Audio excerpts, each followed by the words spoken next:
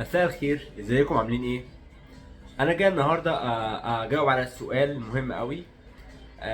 هي الفضه ممكن تتبدل او انا ممكن اجي ابدل فضه حاجه بحاجه؟ اعملوا سبسكرايب ويلا بينا نشوف. اول حاجه، الجواب على الفضه ممكن تتبدل ولا لا. في محلات معينه تبدل، يعني انا عندي ممكن انا ابدل حاجه فضه بفضه، لكن محلات تانية لا، اللي هي مثلا محلات اللي هي المعينة مثلا زي اللي هي البراند مثلا بندورة ومحلات دي، لا مفيش عندهم تبديل فضة او شراء فضة كمان، متشتريش فضة. لكن انا عندي انا ممكن ببدل فضة او بشتري فضة، لكن في حاجة بس بسيطة عايز افهمها لكم.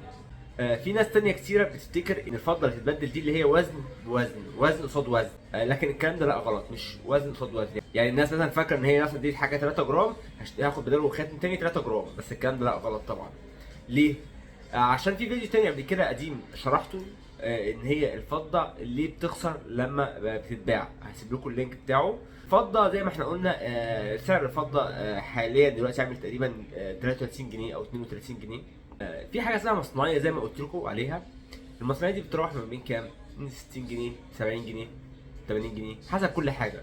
في حاجات 50 جنيه شغل مصري. المصنعيه دي كلها ما تفتكروش ان هو التجار اللي واحد زي مثلا انا باخدها مثلا اللي هي 60 جنيه في الجرام دي اللي انا باخدهم كلهم ليا، لا طبعا الكلام ده غلط. ال 60 جنيه دي بتتقسم بالنسبه لي انا عندي عن ايه؟ في حاجه اسمها جمارك، تجار الجمله. في حاجه اسمها، يعني هي بتتقسم لكذا حاجه، كذا حاجه. فعشان كده ما تفتكريش ان ال 60 جنيه بتاعت المصنعيه دي اللي انا كلها بكسبها، لا طبعا. المصنعيه دي اللي هي ال 60 جنيه دي المصنعيه انا بكسب منها جزء.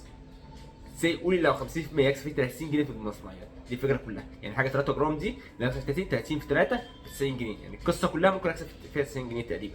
قصه خدت ان هو ب 3 جرام ده طبعا تختلف عن الشغل الايطالي او التركي او اللي هو المصري. طبعا كل الكلام ده يختلف، ويختلف برضه في محلات تانية، في محلات كده ومحلات كده. نرجع بقى لموضوعنا. ليه بقى لما نبدل ما تتبدلش نفس الوزن؟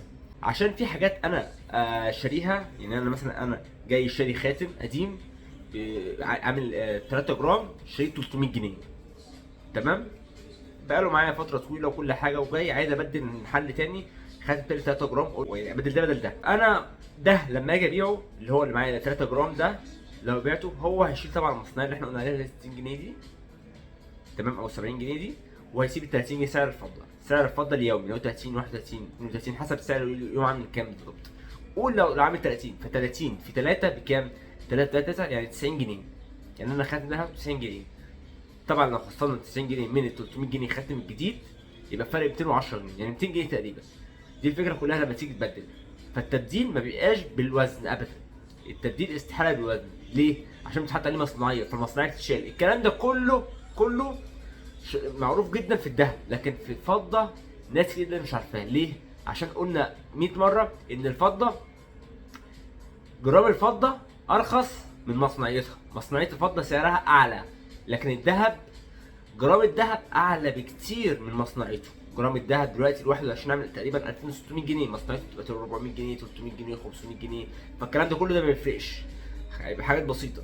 ده الموضوع كله اللي انا جاي اتكلم عنه، حوار التبديل، ازاي تبدل فضه بفضه. عشان في ناس كتير جدا بتسالني تقول لي لو سمحت انا ممكن ابدل فضه، فانا بشرح لهم ازاي التبديل ده يعني ايه بيتعمل، يعني او بيتم ازاي. حاجه بقى اخيره عايز اقولها لكم، ان في حاجات في التبديل بتساعد اكتر. يعني انا ايه مثلا؟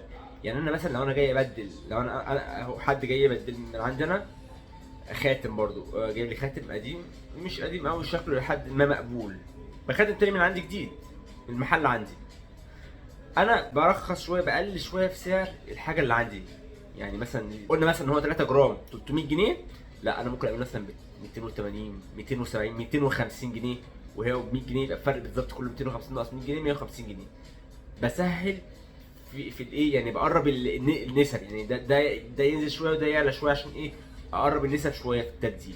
ده لو فعلا الخاتم اللي معاه ممكن تعمل له ريسايكل، عايز تصنيع. لو هو بيقول ان هو يتعمل ريسايكل مش هيتسبك، عشان الحاجات اللي بتتسبك دي زي ما قلت لكم في فيديوهات قبل كده ان هي ملهاش اي لازمه بالنسبه لنا، عباره عن فضه نسبكها بس. دي الفكره كلها. لكن الحاجه اللي لو هتعمل لها اعاده تصنيع تاني، مثلا تركيب فصوص طلع بلاتين، طلعات مش عارف ايه، لحامات، صنفره، شويه يعني تروح الورشه يعني تظبط من جديد. دي الفكره كلها. وبكده نكون فهمتوا يعني ايه تبدل الفضه، وهل هو متاح اصلا او لا. ويا رب اكون افدتكم. ولو حد عنده اي سؤال اكتبه في كومنت وانا هرد عليه على طول. وما تنسوش تدعموني لو عجبكم الفيديو، اعملوا سبسكرايب لايك وشكرا.